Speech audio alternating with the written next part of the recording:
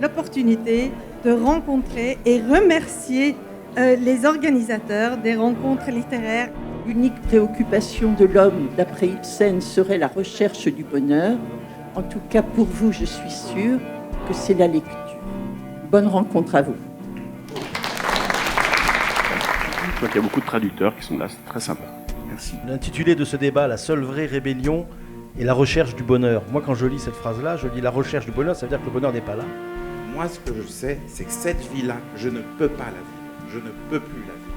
Et on ne sait pas où elle va, on ne sait pas ce qu'elle veut, on ne sait pas, on n'est pas dans une revendication. Ibsen så seg jo tvunget til i flere tilfeller også skrive om slutten, eller i hvert fall redigere den og lage en alternativ avslutning til dette, blant annet på tyske scener. C'est votre faute si je ne suis bonne à rien. Heureuse? Non, je ne l'ai jamais été. Je croyais l'être, mais je ne l'ai jamais été. Non, seulement gaie. Et tu as toujours été si gentil avec moi.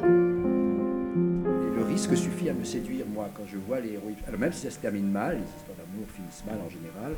C'est une écriture qui a l'air comme ça, dialoguée, d'un théâtre bourgeois, naturaliste, etc. Et en réalité, dès qu'on se met à traduire sérieusement Ibsen, on arrive à une écriture qui est pleine d'équivocité, qui est pleine de... dans sa clarté, révèle beaucoup d'obscurité, et que plus on creuse, plus on s'avance dans la traduction, plus au contraire on tombe dans l'abîme. Et c'est un livre qui nous plonge dans l'antre d'un ou d'une psychothérapeute, on ne sait pas si c'est un homme ou une femme, et qui nous raconte les séances de thérapie d'une patiente qui s'appelle Natalia, donc, qui est nymphomane, et qui va s'avérer être la patiente de sa vie. Like 20 years ago, when I started to read Nathalie Sarraute, I think that she gave me the mother tongue of literature, even though she is a French author. She showed me that how you can get underneath to the microscopic movements of a mind, and she opened that world to me. Og við gleymum því stundum að ritmálið er ekki bara texti eða bækur eða ljóð og sögur, þetta er líka voldugasta valdatæki sem maðurinn hefur búið til. Og þegar við bara reynum, þegar við veltum því fyrir okkur hvað við lesum mörg skilti eða áletranir eða utan á morgunverðarkornið okkar, þá er líf okkar einhvern veginn eins og sett saman úr textabrótum. Og þess vegna er eini sanni anarkismi er líf án ritmálsins.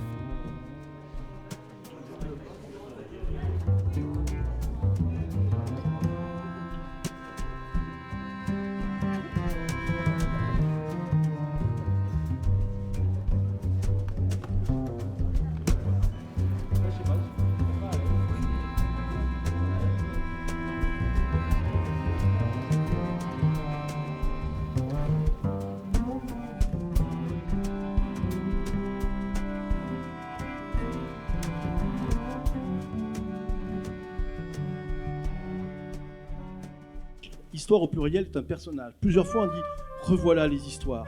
On ne veut plus entendre ces histoires. Et voilà à nouveau que les histoires arrivent.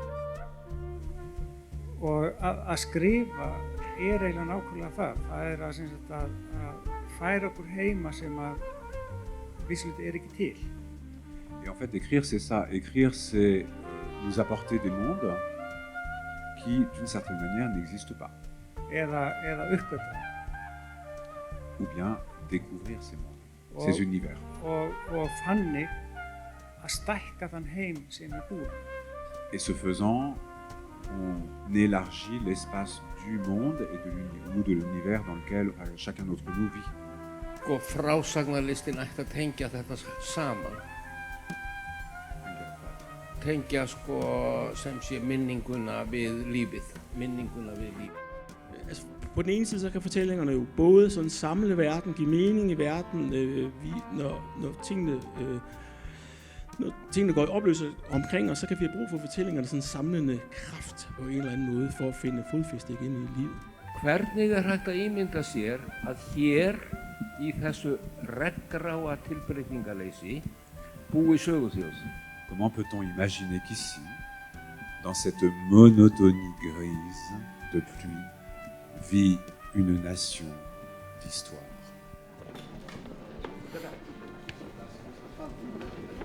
et elle va essayer de partir à la recherche du père, donc de cet enfant, de ce prisonnier de guerre russe. I am coming to it. He is now speaking about the petrol age that detonated like what should you call it, a welfare bomb over our poor country in the middle of the 60s. And my father said, no, this country is going down the drain. Now we are going to be just as stupid as all other nouveaux riches. Elle noua le ruban jaune au bout de la tresse, la souleva et l'enroula sur l'arrière du crâne de sa mère. « Ça doit être lourd, dit-elle. « C'est pour que je sente bien mon fardeau, dit sa mère, pour que je n'y échappe pas. » I see like this discrepancy, like the intellectuals who love the people who don't like the intellectuals, and so there's this doubleness in the title, because I think there's a lot of beauty in the people, but there's also a lot of really hard things, and there's also what I maybe consider a bit naive concept of what is the people from a more intellectual side. A comme accusation, A comme audition, A comme arrestation, A comme annulation, and so forth. Så svaret jeg liker veldig godt Ouli Po, som Georges Perec og disse franske forfatterne. Det å ha sånne regler for skrivingen, og mer presist, så gir det meg muligheten til å la tid og rom opphøre. Man kan bare bevege seg fritt i tid og i tanker, slik som minnene våre også fungerer.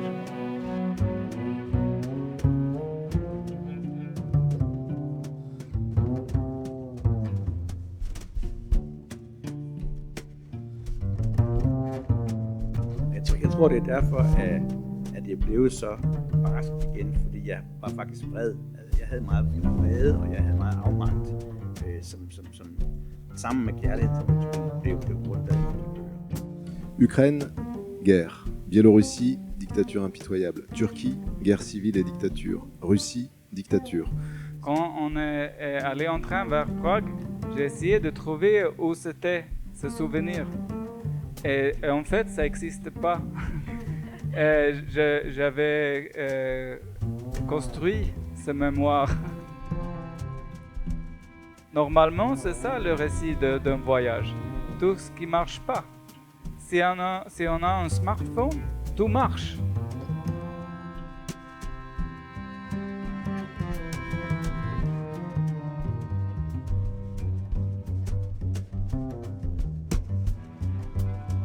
Bókmenntirnar urðu fyrir áfalli í faraldrinum eins og allar hinar listgreinarnar og það bara stórkostlegt að við skulum vera að komast upp úr. Il y a l'image de ces arbres autour desquels nous décrivons cercle après cercle. Et c'est là que se trouve l'amour, invisible, caché par cette immense forêt.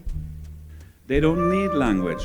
It's the message to make love or to develop this very, very rare miracle of a relationship during a catastrophe such as a war.